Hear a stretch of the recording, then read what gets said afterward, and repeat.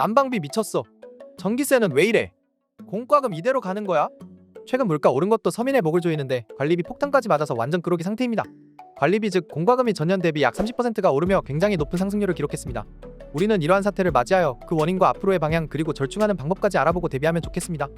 모두의 로망은 얼만? 난방비가 오른다는 소문을 듣고 나름대로 아껴가며 생활했지만 막상 고지서를 받아보고 충격을 받은 분들이 많았을 겁니다. 저도 마찬가지였습니다. 실제로 평균 난방비를 조사해보면 본격적으로 난방비가 청구되는 지난해 22년 12월 요금이 21년 12월 요금보다 30%를 훌쩍 넘게 오른 것으로 나타났습니다. 이 같은 현상은 지은 지 오래된 집, 즉 구옥에서는 더 심하게 나타났습니다. 한국가스공사에 따르면 도시가스 요금은 지난해 같은 시간보다 38.5%나 올랐다고 합니다. 외환위기 때인 1998년 4월 이후 24년 만에 가장 높은 상승률입니다.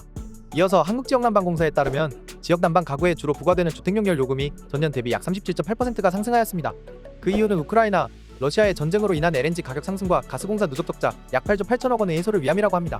날씨가 풀리면 난방비는 줄어들겠지만 적자 해소를 위해 올여름 추가 인상을 검토 중이라고 합니다. 더 무서운 건 앞으로 더 상승할지도 모르는 난방비입니다. 정부에서는 대책으로 취약계층 160만 가구의 난방비를 지원하고 또 그 범위를 넓히겠다고 발표하였습니다. 그 외 서민들에게는 아직은 딱히 제대로 된 지원 대책이 서지 않은 상태입니다. 본인이 지원 대상인지를 조회해보려면 정부24 사이트 로그인, 보조금24 이용동의 그리고 나의 혜택란에서 바로 확인이 가능합니다. 다음은 기본적인 난방비 절약 방법입니다. 하나, 낮은 온도로 설정하고 유지하기입니다. 끄고 켜는 것을 반복하는 것보다 적정 온도에서 2도나 4도까지 낮은 온도로 설정하여 지내는 것이 더 효과적이라는 의견이 많았습니다. 둘, 단열 장치 설치하기입니다.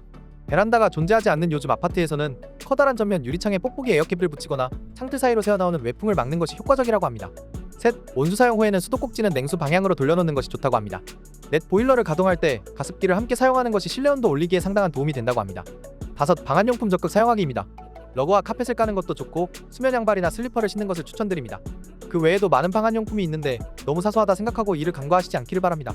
습관을 들이면 꽤 좋은 절약 방법이 될 수 있다고 다수의 경험자들이 말했습니다. 다음은 전기세입니다.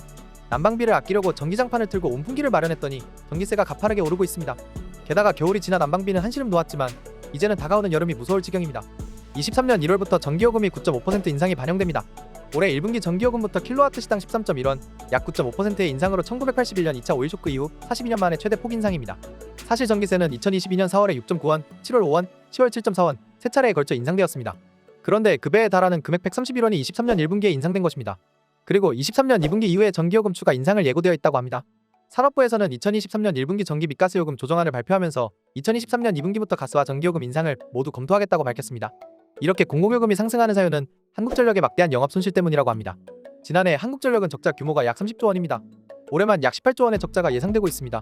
한국가스공사와 한국전력의 정상화를 위해 지속적으로 공공요금을 올려왔고 올해도 공공요금이 조금씩 오를 예정이라고 합니다. 다음은 전기요금 절약 방법입니다. 하나, 냉장고를 약 70%의 공간만 사용하는 겁니다. 냉장고는 비우되 냉동실은 채워놓는 게 전력 절약에 효과적이라고 합니다. 둘, LED 등을 사용하는 것이 좋습니다. LED 등은 50W만으로 형광등 여러 개의 효과를 낼 수 있을 정도로 밝고 오래가기 때문에 방을 밝게 유지할 수 있으면서도 전기세를 절약할 수 있습니다. 셋, 멀티 콘센트로 전원 차단하는 것입니다. 사실 제일 귀찮은 것 중에 하나이죠. 하지만 습관을 만든다면 쓸데없는 전력 낭비를 확실히 줄일 수 있습니다. 넷, 에어컨 필터 청소입니다. 집에 아이가 있다면 기관지 등 건강을 위해서 매년 하시는 분들이 있겠지만 그렇지 않은 분들께서도 건강뿐만 아니라 전기 절약에도 도움이 되니 한 번쯤 고려해보시면 좋겠습니다. 이상으로 2023년을 맞이하여 인상되는 가스요금과 열난방비 그리고 전기세를 알아보았습니다. 결론은 공과금 인상이 계속되고 있고 특별한 조치가 없는 이상 앞으로 계속될 전망입니다. 따라서 우리는 미리 숙지하고 절약하는 습관을 들이는 수밖에 없겠습니다.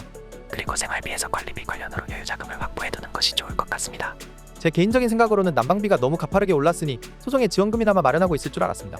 허나 취약계층을 제외한 일반 서민들에게는 지원 소식이 없어서 조금 아쉬웠습니다. 물론 취약계층을 먼저 지원하는 것은 필요마땅하나 온 국민이 힘들어하고 있는 만큼 좀 더 대대적으로 정부에서 지원 대책을 마련해 주었으면 좋겠습니다.